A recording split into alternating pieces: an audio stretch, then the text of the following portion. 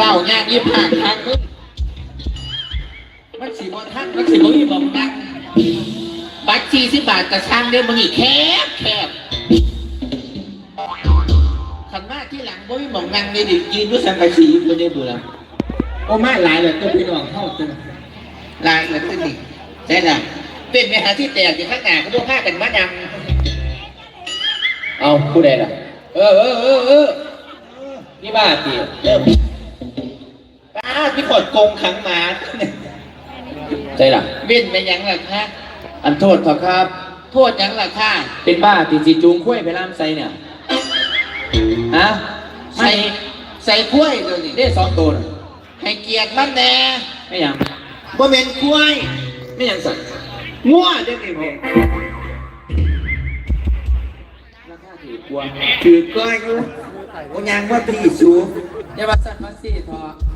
ส่วนลวดครับเนาะส่วนลวดแนวไหนคือพอไปนั่งเบิ้งน้ำพี่น้องเห็นบ่พี่น้องมาปุ่นบักหลายคือหลายไปกว่านี้หลายเติบแล้วดิโอ้ยว่าหลายจังไงเป็นยังบัตร40 บาทโอ้ยหามาไปเลยถอแต่40 บาทจังหน่อยอยู่มันแคบจังวะว่าแคบดอกมันอยู่พี่น้องเนี่ยประมาณ3-4 พันคนละนี่โอ้สิมาอีกยุบเบิดมาแล้วน้องพี่น้องแม่ไงบางบนกระดอดมักบนกระดอดจะบอกจังทีต่อไอทิศไปทำเจ้าเนี่ยบัดใช่บักลานายเอิ้นไทยเอิ้นเจ้าดิ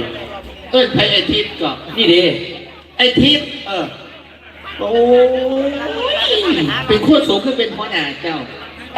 เป็นเบิร์ดชูยาเป็นเบิร์ดชูยาน้ำเชื่อกับเป็นลูกน้องเอิญคนจังไหนตาบ่มีคนหน่อยทางแก่แท้เอาเป็นผู้ชายตู่ไอ้ที่จังไหนผู้หญิงเดี๋ยวนี้ค่ะผู้หญิงมองไหนคือผู้หญิงเนี่ยเอาขันว่าเชียร์เบิ้งหนีข่อยโลกมึงเอ้ยโฆษณาข้างนอกกำลังสิบอกว่าลงไปนั่งเบิ้งข้างล่างน้ำพี่น้องบุญว่างหลายจะบุญฟังบุญกับว่างไปขั้นเป็นบามาเที่ยวงานไปตารางยังมากวนเพื่อนไปลงไปข้างล่างก็ได้แล้วค่ะเป็นยังกูอยากกระเทยเต็มกูหาบ้าอะไรต่อแม่ไงมันจะมีกระเทยโอ้ยกระเทยแม่ไงบ่มีกระเทยบ่มีได้ล่ะโอ้ยหลายก็คนคุณแมวเดี๋ยวกระเทยบ่เป็นคนมันเป็นแม่งอันนึงไปลงไปจะมาหากวนมาล่ำเขาจีล่ำเนี่ยแล้วเปิดมันนี่ล่ำตะเพ็นพอมันนี่เดิมล่ำเรื่องเลยมันนี่เอาพาไปมันนี่เลยฉากแรกมากเทว่าไม่ว่าอย่างว่าอย่างเขาว่ากันพี่บ้ามาเที่ยวงานลงไปเบิ้งน้ำพี่น้องอยู่ตารางสังเกตดีๆค่ะก็สังเกตกับพี่บ้ามันนี่ก่อนพิจารณาเบิ้งไม่แน่ผีบ้าเจ้ากันจะมาชอบเบิ้งคักจะเป็นหัวหน้าเขาแล้วแหมเบิ้งคักแล้วเนี่ยสองคำสั้นผีบ้าเจ้าภาพ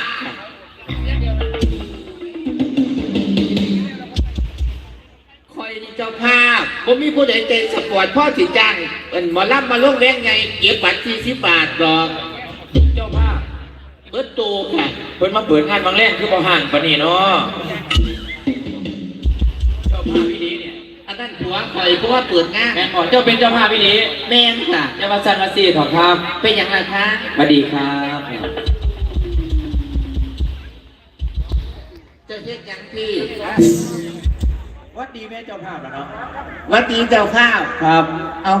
ปกติมาข้อมูลศึกษาเถอะขันว่าเป็นเจ้าภาพกับสิบ้าไหวกูจะเม็ดเนาะโอ้ยกับบ่ละที่แรกก็เข้าใจว่าเป็นเจ้าภาพนั่นละแต่ว่าก็ซ่อมมึงอยู่ว่าเป็นเจ้าภาพบ่แต่เด็กคอยจะขึ้นว่าเจ้าเป็นเจ้าภาพพี่ดีแต่คอยก็โหว่าเจ้าเป็นเจ้าภาพมึงบอกเห็นจะกูสับสนมึงบอกอยู่นี่ดิเสียงมึงก็อยู่พุ่นแจ้งมากูขึ้นเป็นสีเหลืองยากๆอีกแล้วมันมีแต่อุปสรรคแค่เจ้าละมือนี่กูทำสะท้อนกระแพงเดินข้ามมาไกลเนี่ยจักหน่อยครับเป็นเจ้าภาพขอโทษหลายๆไก่เนี่ยจักหน่อยเพราะธรรมดาได้เดินข้ามมาเหมือน200 โลกับ420ฝุ่นแล้วพงเจียมเนาะ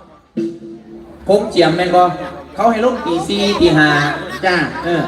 อันก็ออกมาดีๆรถมาลับกับขี้น้ำก้นกันรวยลายมาเนี่ยครับ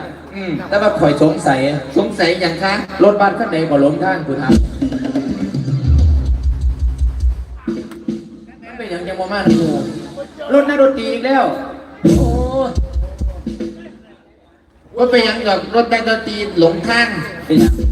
กูจะให้ตลกขึ้นไปเล่นเราเองภาษาอย่างรถนักดนตรีคะเป็นยังครับกูจอดบ้านปั่นจนได้ตีห้าจนหอดเที่ยงมันไก่ธรรมดาละมันไก่ลายมาหอดตลอดปลอดภัยแล้วเอาไปเป็นยังไปในมื้อนี้มอบความสุขให้พี่น้องเด้อเนี่ยก็เป็นยังเด้อพี่น้องกับปลอดภัยค่ะมื้อนี้สิเลนให้พี่น้องอยู่กันพี่น้องบนนี้ห้องกะลินหอดสวยเติบอยู่โอ้ครับจะม่วงจะง่ามเหรอคะกับตามพี่น้องนั่นละกันพี่น้องเมื่อห้องก็เลิกเร็วกันพี่น้องบ่เมื่อห้องก็เลิกสวยฮอดตีห้ากันพี่น้องบ่หนีบ่ล่ำกับบ่หนีอยู่แล้วฮอด6 โมงเช้าคันพี่น้องบ่หนีหมอลำกับบ่หนีค่ะบ่หนีครับคันฮอด8 โมงพี่น้องบ่หนีหมอลำหนีเองค่ะเอาขึ้นมาสิเลิกสวยก็สร้างแต่กูอยากนอนเนาะแล้วก็บอกเดี๋ยวบอกข่าวกับพี่น้องใกล้ๆมันบ่ไก่เด้วันที่5มื้ออื่นบ่มีงานจ้ามื้อนึงวันที่5ไปพอกันอีกอยู่ทั้งบ้านแฮดเด้อพี่น้องเด้อนะครับจากนี้ไปกับบ่ไก่บ้านแฮดจักโลกค่ะประมาณยักษ์กูบ่ได้นับโอ้ยบ่ฮู้ก็อยากนี่เนาะสิได้ออกไปตะเวนอยู่ดอกไปหยังตะเวนแท้งานสวรรค์บ้านแฮดตอนอยู่บ้านแฮดทางมาแว่นใหญ่นี่ล่ะเป็นหยังตำรวจตั้งด่านถากกูหันไปเป็นเล่นกูตั้งชูมือเจ้าอย่าไปย่านสมัยชูมือนี่คนสิบอกเลยเป็นหยังคะตั้งเพิ่นก็บ่จับคันมีใบขับขี่บ่จับใบขับขี่บ่จับอยู่แล้วคันมีใบขับขี่แม่นแล้วบ่จับใบขับขี่จับหยังมันจับความเร็วกูคือเก่า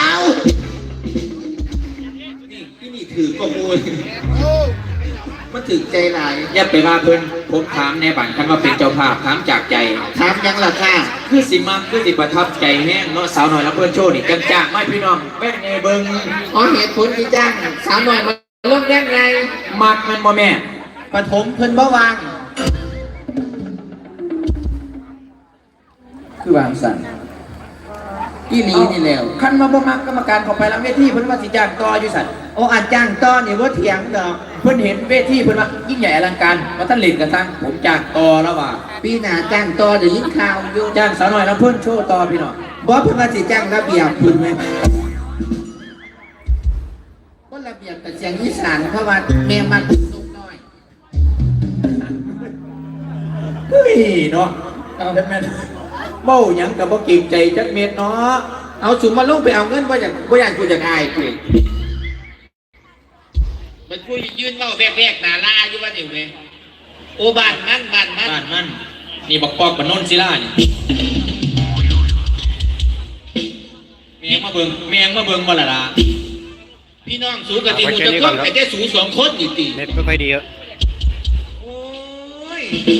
กันหู